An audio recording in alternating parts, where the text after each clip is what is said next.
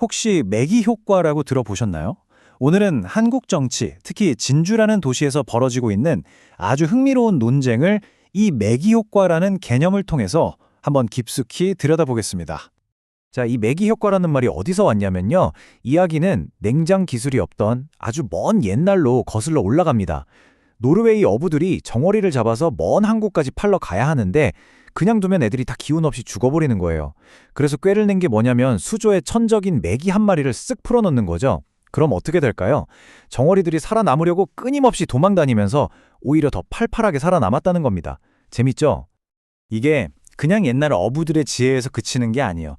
어떤 조직에 적절한 긴장감이나 강력한 경쟁자를 투입하면 오히려 조직 전체가 건강해지고 혁신이 일어난다는 아주 강력한 비유로 쓰이게 됐습니다. 그리고 지금 바로 이 이론이 대한민국의 한 도시, 진주의 정치판에서 거대한 실험의 대상이 됐습니다. 네, 바로 그 시험대가 된 곳이 진주입니다. 아시는 분들은 아시겠지만 진주는 전통적으로 보수세가 굉장히 강한 곳이에요. 그래서 민주당 입장에서는 선거 때마다 정말 힘든 싸움을 해야 하는 이른바 험지라고 불리죠. 바로 이곳에서 더불어민주당이 판을 한번 뒤집어 보겠다고 꺼내든 카드가 바로 이 매기 효과인 겁니다. 정말 대담한, 어떻게 보면 도박에 가까운 시도죠. 자, 그럼 민주당의 계획이 뭐냐? 아주 간단합니다. 과거에 경쟁정당에서 국회의원까지 지낸 최구식 전 의원을 매기로 영입하는 거예요. 이 강력한 외부 인사를 진주시장 후보 경선에 투입해서 기존 후보들과 치열하게 경쟁을 붙이는 거죠. 그럼 자연스럽게 내부 경쟁이 활발해지고 결국엔 가장 경쟁력 있는 후보가 본선에 나가서 승리까지 할 수 있다. 뭐 이런 계산인 겁니다. 자, 여기서부터가 진짜 문제입니다. 모든 계획이 다 그렇듯 이론과 현실은 다르잖아요. 과연 이 최구식 전 의원이 민주당이 기대하는 그런 긍정적인 매기가 될 수 있을까요? 아니면 그냥 어항 물만 흐리고 기존의 정어리들 다 잡아먹는 그런 파괴적인 포식자가 되고 말까요? 왜 이런 논란이 나오는지 그의 과거 이력을 보면 하고 바로 이해가 되실 겁니다. 그의 정치 인생에는 몇 번의 큰 논란이 있었어요. 2011년에는 보좌관이 선거관리위원회 홈페이지를 디도스 공격하는 민주주의의 근간을 흔드는 사건에 연루됐었고요. 2017년에는 정치자금법 위반으로 유죄 판결까지 받았습니다. 그리고 가장 결정적으로 최근에는 원래 몸담았던 보수정당에 다시 들어가려다 거부당하니까 그 길로 바로 민주당에 입당 신청을 한 거죠.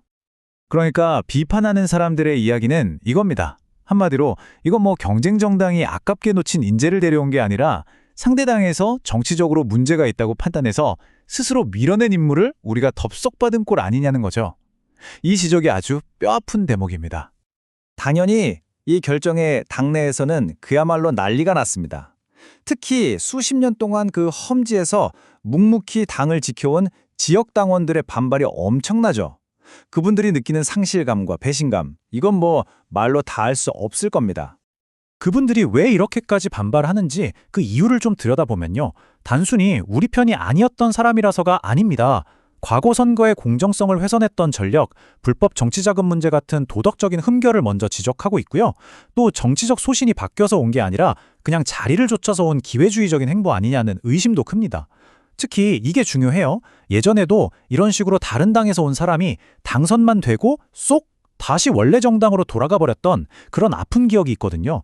또 배신당하는 거 아니냐는 불안감이 깔려 있는 거죠.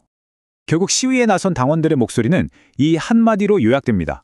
당 지도부는 외연 확장이라고 포장하지만 현장의 당원들은 이걸 당원과 시민에 대한 배신이라고 규정하고 있는 겁니다. 전략의 차이가 아니라 가치의 문제라는 거죠. 자, 그럼 다시 맨 처음으로 돌아가 보죠. 이 매기 효과라는 비유 말입니다. 이게 정말 언제나 맞는 말일까요?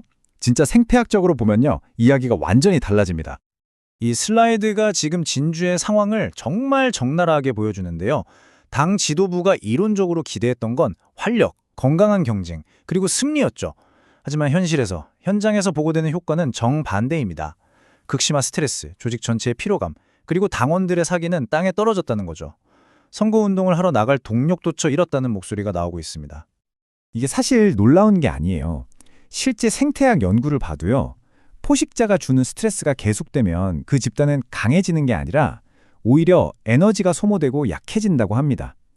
그러니까 방향성 없는 충격 요법은 조직의 경쟁력을 키우는 게 아니라 그냥 모두를 지치게 만들 뿐이라는 거죠. 그렇다면 이 꼬일대로 꼬인 상황을 풀 진짜 해법은 뭘까요? 어쩌면 답은 외기 같은 외부 충격이 아니라 전혀 다른 데 있는지도 모르겠습니다. 바로 이겁니다. 지금 민주당에 그리고 진주에 필요한 건 조직을 흔드는 포식자가 아니라는 거죠.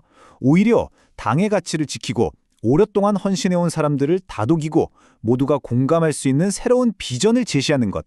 바로 정치적 상상력이 필요하다. 이런 날카로운 지적입니다. 결국 이 진주의 사례는 우리 모두에게 아주 근본적인 질문 하나를 던집니다. 선거에서 이기는 것, 물론 중요하죠. 하지만 그 승리를 위해서라면 정당이 지켜온 가치나 원칙을 어디까지 버려도 되는 걸까요?